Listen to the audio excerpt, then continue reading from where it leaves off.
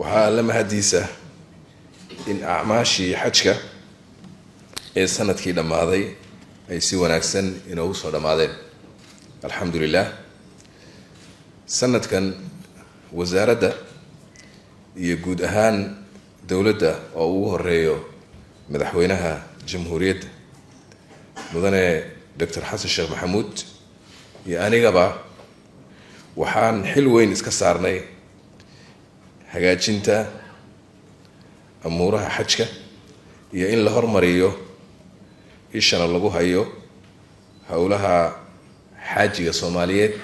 iyo sidii loogu adeegayo. tallaabadii ugu horeysay ee aan qaadnay waxay ahayd inaan wax iska weydiino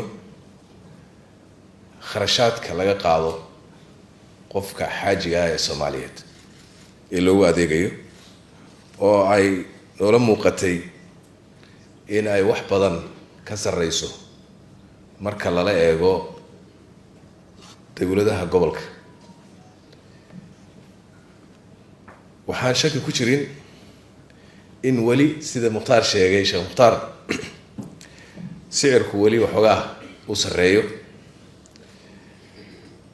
laakiin waxaan rajaynaynaa ilaahay idankiis kana shaqayn doonaa sidii xaajiga Soomaaliyeed looga sii yarayn lahaa kharashka ku baxa inta xajkan ku baxday. markasta waxaa la fiiriyaa marka wax la qiimeynayo wixii soo jiri jiray ayaa laga bilaabaa, kadib baa la eegaa meesha la tegay, isbedelkuna meeshaas ayuu ka muuqanayaa. meeshaasaa marka ama ammaani ka soo bixi ama ay dhaliili ka soo baxaysaa. marka in hal qof loo safe gareeyo in ka badan $700 waxay la tahay arrin fudud ma ahayn, arrin sahlanna maysan ahayn. walaalayaal, tallaabada labaad ee aan qaadnay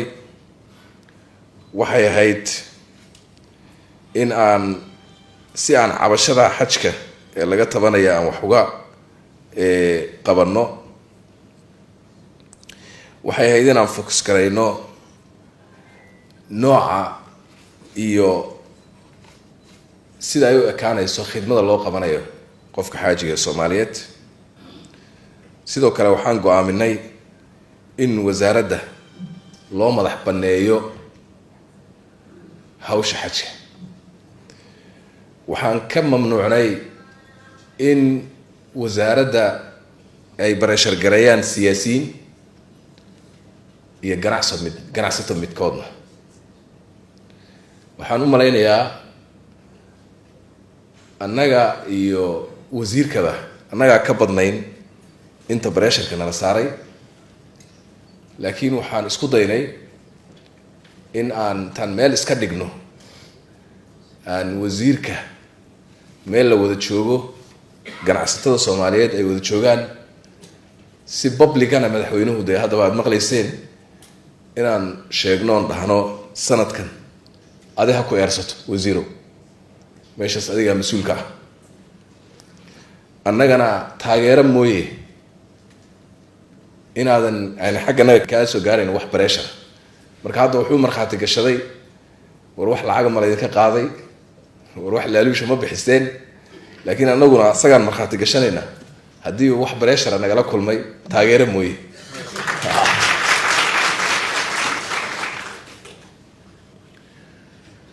waxaan rabaa inaan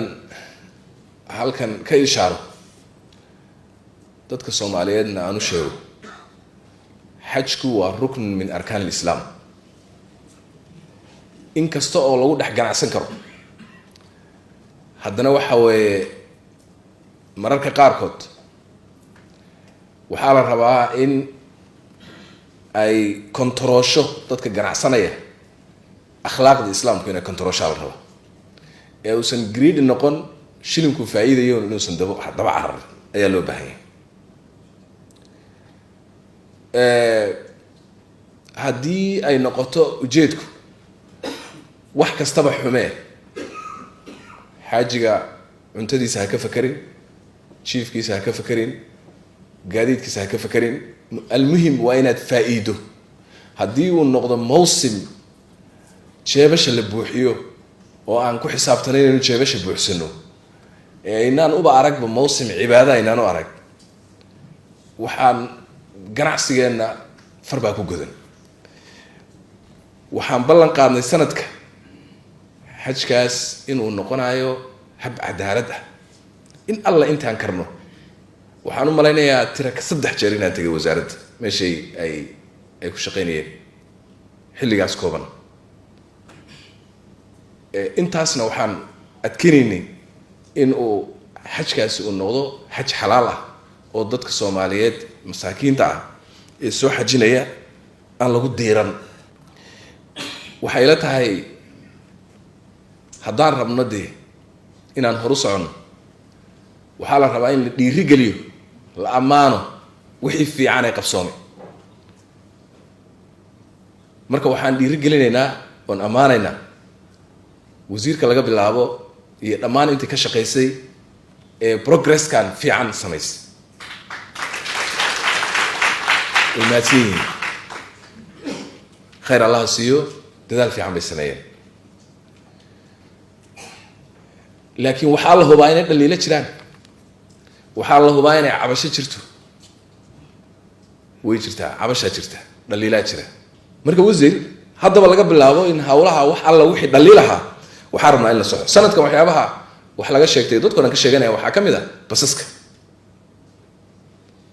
arinta basaska shirkado wasiirku waa noo warramay shirkado ayaa khalad galay cid kasta kuwii lacagta faraha badan qaaday kuwii qaladka galay black list in la geliyo dib dambe xajin inuu taaban baa black list baa la gelinayaa report baa laga keenayaa qof ayaga kamida mar dambe intaan joogno waa inuu xajka soo istaagin ayaa la rabaa shirkadihii sharafta lahaa ee ka shaqeeyay ee si ballankay galeen oofiyay awfu bil uqud dadkii ballankii iyo wixii lagu heshiiyay sameeyay ee ka soo baxay way amaanay yihiin jaa'iza in la siiyo oo waliba loo sii dadaalo way ku mahadsan yihiin